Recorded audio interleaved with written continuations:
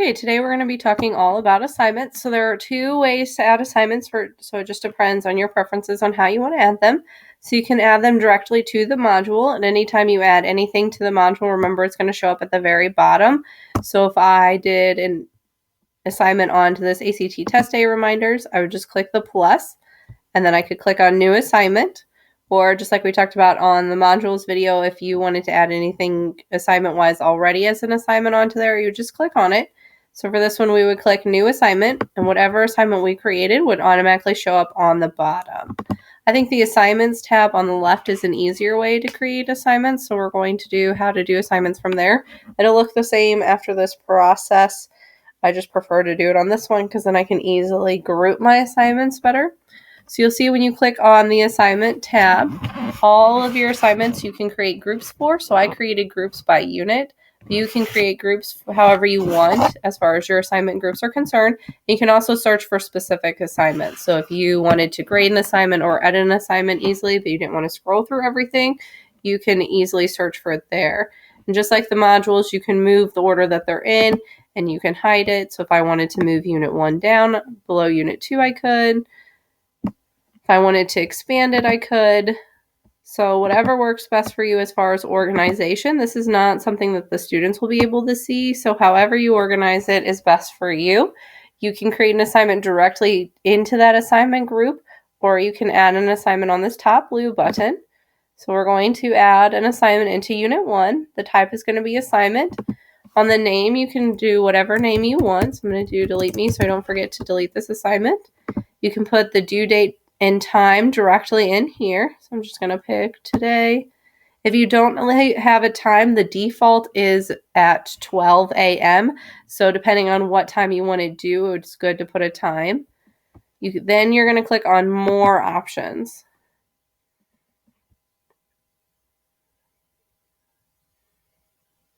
When we do that, all of our title and anything that we already put in is going to transfer over. So once you're on the assignment tab, you have these formatting options. So you can bold, italicize, underline, make a text a different color or the background a different color, align left, add bullet points in, whatever you want to do as far as formatting is concerned. And you're going to type your assignment description directly in here. You can add YouTube links in there as well. So you just got to click YouTube and you can easily search for it and it'll embed it directly in there. Also, if you have any files or any links, then you can do that as well. So we talked about how to organize course files and upload files in the files video. So it'll link directly to your files, or you can click upload a new file if it's not something you already have. So let's say I want them to look at this Ethos, Pathos, and Logos PowerPoint. I can just add it in there. And I might say something like review the presentation. And then type in the directions for them. You can do the same if it's a worksheet or something that you want them to fill out. You can do the same. So let's find a worksheet. So let's say I want them to fill out this about the author assignment. I can click on that. Then when they view this assignment, they'll be able to download the presentation and the assignment and then turn in the assignment directly. Okay, so that's how to build your assignment in general. Now we're going to talk about the different options you have for assignments. So you can create how many points you want the assignment to be worth. You can put what assignment group do you want it in. So it's automatically on Unit 1 since we selected it from the Unit 1 group. Then you can select to display the grade as a few different options. So you have the option of doing it as a %, as a complete, incomplete. So if it's a simple, they turn it in, they get credit for it. They don't turn it in, they don't get credit. Do it as points, a letter grade, and then you can set up the grading scheme directly from there. You can edit it. So if they get within 100% to 94%, then it defaults to an A. You can also do GPA scale, and you can look at the view grading screen for that as well. Or you can do not graded. So if this is just something you want them to do, but you're not necessarily going to grade, maybe it's review, then you can do that as well. Okay, then you have submission type. So if it's not something they're going to turn anything in for, then you could do no submission. You have online, on paper, and external tools. And we're going to go over some external tools in a separate video. So if you're interested in them turning in things from an external tool, definitely check out that video. If you do on paper, then it's just going to show up as on paper for them. So it's going to say, hey, this is your assignment and you need to turn it in on paper, which is good. I like this submission type because it allows students to easily know what they're supposed to turn in. Other learning management system platforms that we've used, students asked quite frequently, am I supposed to share this with you? Am I supposed to turn it in as a Google Doc? How do I do that? Am I supposed to turn it in as a Word document or a PDF, or is this something we did on paper? So that submission type definitely is helpful. If you do online, you have quite a few options. The one that I like the most is text entry. So if you click on that, then what's going to happen is it's going to have from the student view, they'll click submit assignment and it's just going to bring up a little text box for them and they can type directly in there. So I use that a lot when I'm giving notes and then have students type the notes in there as they go or respond to any questions that I ask as I go. And then they can easily do that and submit the assignment.